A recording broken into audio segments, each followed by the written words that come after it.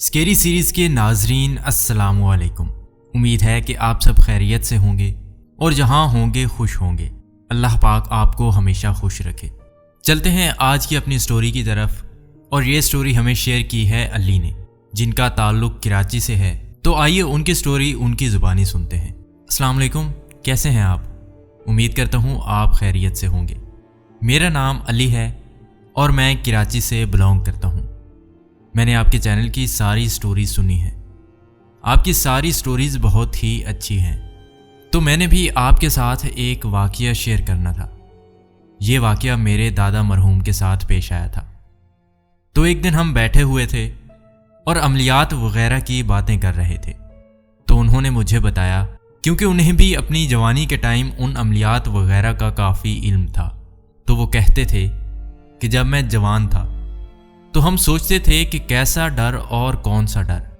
کوئی رات کو بھی کہیں جانے کا کہتا تھا تو ہم ریڈی ہو جاتے تھے۔ تو انہوں نے بتایا کہ ایک دن میرے پیر صاحب نے مجھے چھوٹا سا وظیفہ بتایا جو میں نے قبرستان میں بیٹھ کر کرنا تھا۔ اس وظیفے کی ڈیوریشن 2 سے 3 گھنٹے تھی۔ پیر صاحب نے کہا تھا کہ جب تم یہ پڑھ لوگے تو تمہیں بہت فائدہ ہوگا۔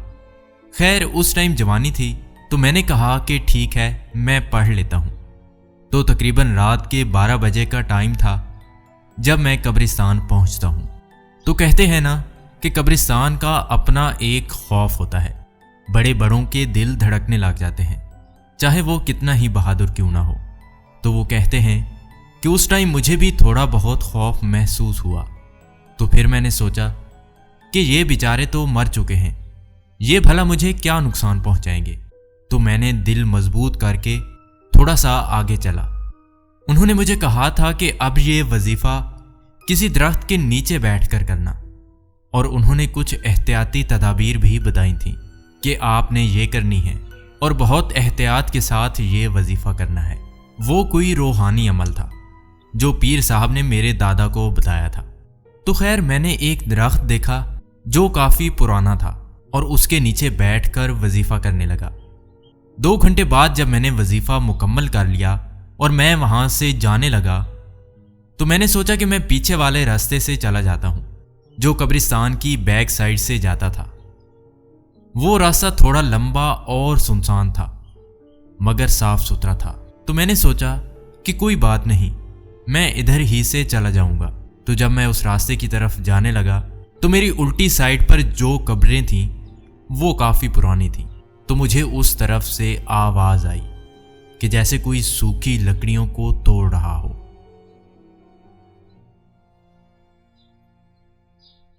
تو میں نے سوچا اتنی رات کو کون ہو سکتا ہے جو قبرستان میں آ کر لکڑیاں توڑ رہا ہے۔ تو مجھے تجسس ہونے لگا، تو میں دیکھنے کے لیے سائڈ پر چلا گیا۔ میں نے سوچا کہ ہو سکتا ہے کہ چور ہو جو کفن چوری کر رہا ہو یا قبروں کی بے حرمتی کر رہا ہو۔ تو جب میں چیک کرنے کے لیے اس سائٹ پر گیا تو آہستہ آہستہ وہ آواز تیز ہونے لگی اور مجھے خوف محسوس ہونے لگا، اور مجھے محسوس ہونے لگا کہ اس آواز کے ساتھ کسی کے ہررانے کی آواز بھی آ رہی ہے۔ تو مجھے یہ لگا کہ شاید کچھ جانور وغیرہ ہوں، تو میں اس طرف جانے لگا۔ تو جب میں وہاں گیا تو میں نے دیکھا کہ کوئی انسان نما چیز ہے جو قبر کے سرہانے بیٹھی ہوئی ہے، اور اس نے قبر کھولی ہوئی ہے، اور وہاں سے ایک کفن جو کہ زیادہ پرانا نہیں تھا وہ نکالا ہوا ہے، اور وہ اس کی ہڈیاں بھی چبا چبا کر کھا رہا ہے، اور اس کی ہڈیاں چبانے کی آواز اتنی بھیانک تھی کہ وہ میں بیان نہیں کر سکتا۔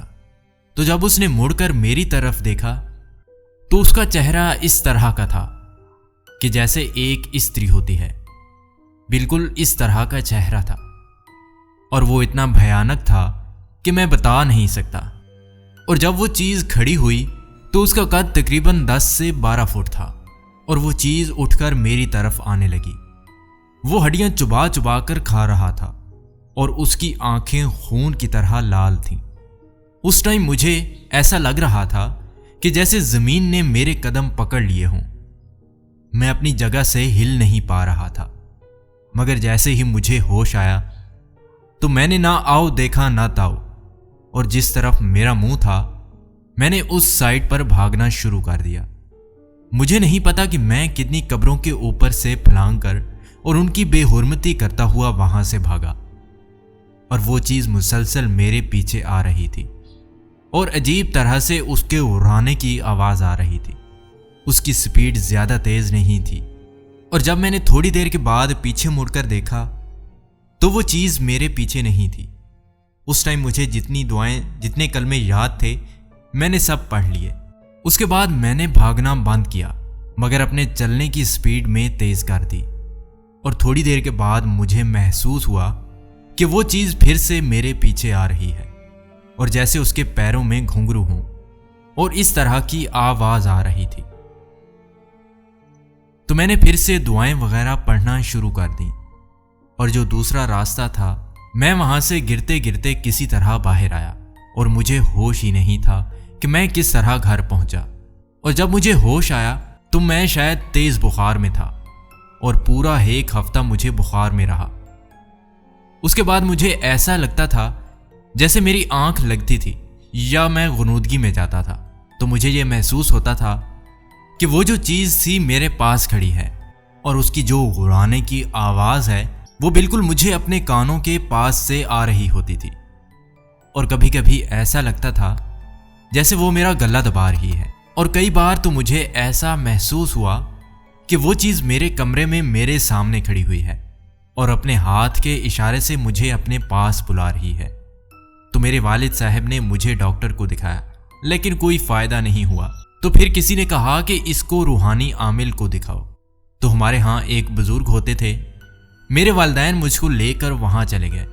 جب میں نے ان کو ساری صورتحال بتائی تو انہوں نے میرے والد سے کہا کہ تمہارا بیٹا بہت ہی خوش قسمت ہے کہ یہ بچ گیا ہے، یہ وجہ صرف اللہ کے کلام کی وجہ سے ہے، ورنہ تمہیں اس کی ہڈیاں تک نہ ملتی، کیونکہ وہ چیز کسی کے پیچھے تھی۔ وہ بولی کہ اس کو کسی نے مشورہ دیا تھا کہ یہ رات کو قبرستان میں جائے۔ میں ڈر کے مارے اپنے والد صاحب کو نہیں بتانا چاہ رہا تھا۔